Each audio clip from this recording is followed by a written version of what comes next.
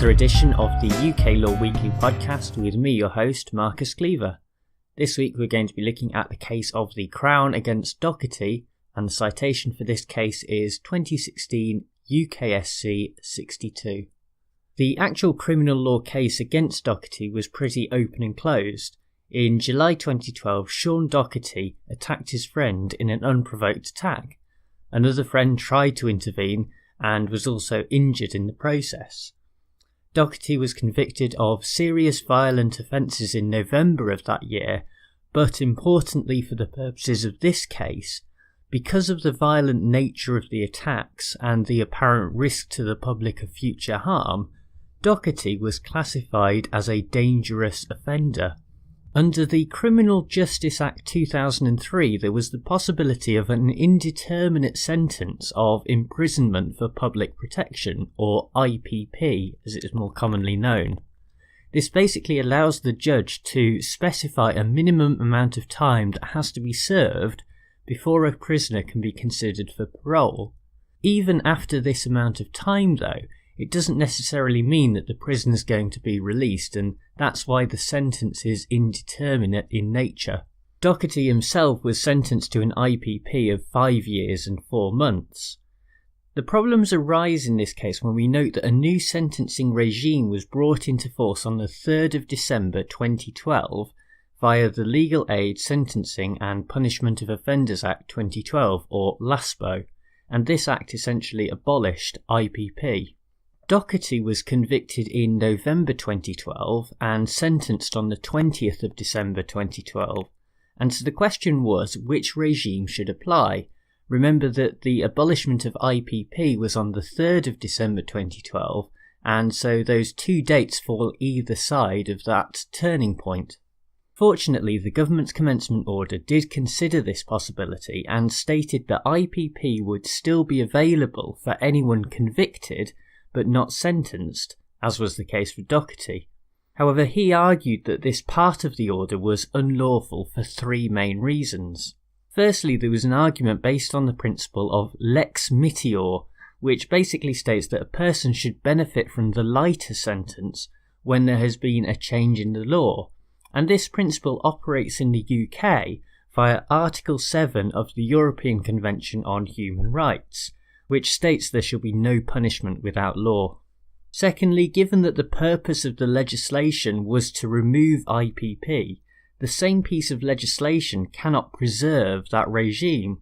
Thirdly and finally, Docherty's argument was that there was discrimination under Article 14 of the European Convention on Human Rights between Docherty on the one hand and any person convicted after the coming into force date on the other hand. In this case, the Supreme Court rejected all of these arguments put forward by Docherty, and we can now look at why they did so.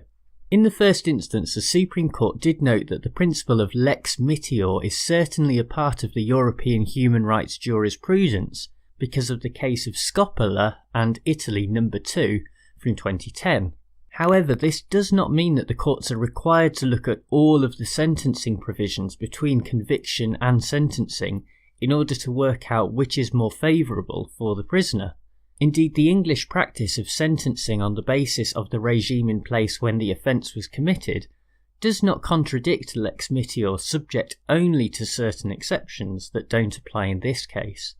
If we remember, the second argument put forward by Docherty revolved around the transition from IPP to the new regime, known as extended determinate sentence. Docherty basically argued that if the Legal Aid Sentencing and Punishment of Offenders Act 2012 was removing IPP, then it would be contradictory for that same law to preserve it. This might make technical or logical sense, but the Supreme Court pointed out that it made complete sense to have a transitional period between the two sentencing regimes. Finally, the court was also very quick to dismiss the arguments made by Docherty surrounding discrimination as simply being subject to a different sentencing regime compared to another prisoner is unlikely to be sufficient as a status for Article 14. However, the court said, even if it could, then such discrimination could easily be justified. Overall, I think we have to say from a legal point of view that this decision makes a lot of sense. To a great extent, the arguments put forward by Docherty were shown to be contradictory, and it is important that when new government programmes are introduced, there should be a transitional period. Nevertheless, I think we should be wary of being too accepting of this judgment from a social justice standpoint. Indeterminate prison sentences were unsurprisingly controversial for the decade or so in which they were in place. There is something about the idea of being sent to jail for an indeterminate period of time that goes against our sense of natural justice. Indeed, it sounds like something from North Korea or the novels of Franz Kafka, not a liberal Western democracy such as the UK. I believe and would argue that our notion of criminal justice is based on the idea of doing your time or repaying your debt to society. But IPP went against that principle by failing to establish a clear sentence that the prisoner is aware of. This raises serious human rights questions and also has a seriously negative impact on the rehabilitation of offenders. So it is good that the Conservative Lib Dem coalition abandoned it in 2012. But that does not change the fact that there remain thousands of prisoners currently serving an IPP, even in 2017, who do not know when they will be released. When we combine this fact with the major backlog in parole board hearings, it's no surprise that the prison service is in crisis, with overcrowding being a major contributing factor.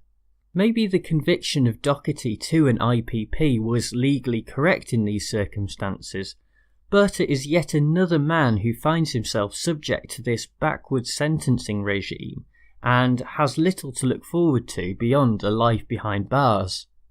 Well, that's all from me this week. Remember to leave a review on iTunes if you do get the chance. You can check me out on Twitter. I'm at Marcus Cleaver. I'm also on YouTube at youtube.com/Marcus Cleaver. And all that remains to be said is that I look forward to speaking to you next week, hoping to get the Brexit judgment at some point soon, and I'll definitely report on that as soon as it comes out. Alright, bye!